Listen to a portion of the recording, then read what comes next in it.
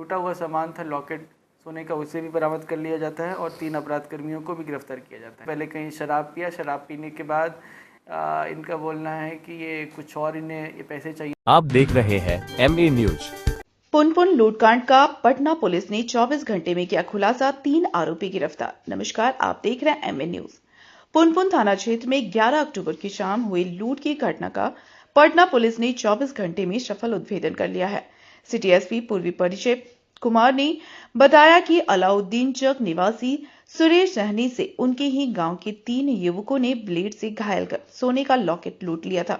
घटना के बाद पुनपुन थाना पुलिस ने त्वरित कार्रवाई करते हुए महज 2 घंटे में तीनों आरोपियों को गिरफ्तार कर लिया है और लूटी गई लॉकेट भी बरामद कर ली है। सभी आरोपी अलाउद्दीन चक पुनपुन थाना क्षेत्र के ही रहने वाले हैं।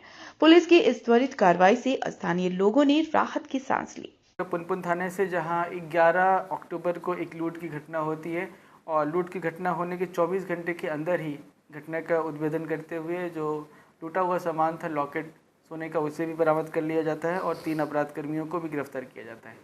होता है इस प्रकार है कि 11 अक्टूबर को करीब शाम के 7 बजे अलाउद्दीन चक से पुनपुन स्टेशन की ओर जाने वाले रास्ते पे अलाउद्दीन चक के रहने वाले एक व्यक्ति जिनका नाम सुरेश सहनी है, इनके साथ लूट मारपीट करके इनके गले से सोने का एक लॉकेट लूट लिया जाता है। साथ ही साथ इनको ब्लेड से जख्मी किया जाता है। इनको उंगली पे जगह जगह ये ब्लेड से इकट्ठे होने का जख्म भी है। इनका मेडिकल कराया गया।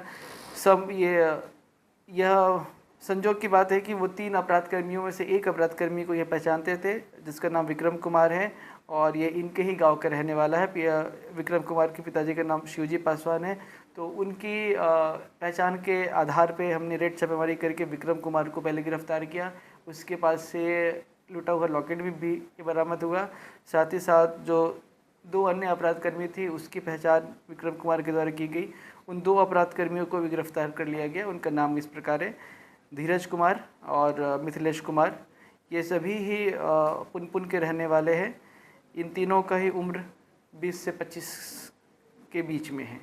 इन्होंने बताया, इनके अपने स्टेटमेंट के हिसाब से तो ये पहली बार ऐसी उन्होंने घटना करी है। इन्होंने पहले कहीं शराब पिया, शराब पीने के बाद इनका बोलना है कि ये कुछ और इन्हें ये पैसे चाहिए थे शराब वगैरह पीने के लिए, तो इन्होंने लूट की प्लानिंग करी और उसके बाद इस लूट की घटना को अंजाम दिया। हालांकि हम इनका भी आपराधिक इतिहास अभी खंगाल रहे हैं। संभव है कि पहले भी आइदर ये लूट की घटना में शामिल हो, ऐसा भी संभव है कि छोटी मोटी घटना हो तो फिर किसी ने रिपोर्ट ना किया हो। ये परंतु जैसा इनका एमओ है, जैसे ये ब्लेड से इन्होंने हमला किया, तो ब्लेड्स का हमला काफ़ी खतरनाक भी हो सकता है, जानलेवा भी हो सकता है।